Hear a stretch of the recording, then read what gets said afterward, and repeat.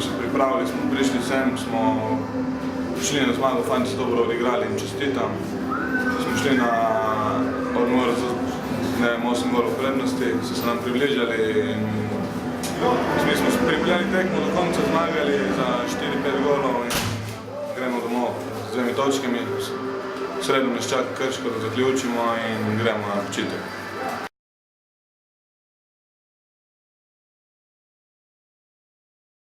Ja, v Izoli je vedno težko igrati, ima polno dvorano, ljudje norijo. Matke nam je rekel, da moramo od začetka v obrambi trgati, kar smo, mislim, da dobro naredili.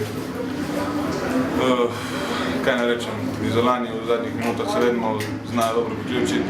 Kot sem rekel prej, vsi so dobri igralci, ampak kot sem rekel že prej, mi smo tekmo pripeljali do konca in smo zmagali. Ko se je rekel takih pojma?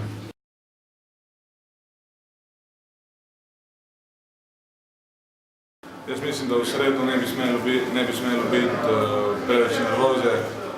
Jaz mislim, da doma ne bi smeli imeti nobenih težav s Krškim.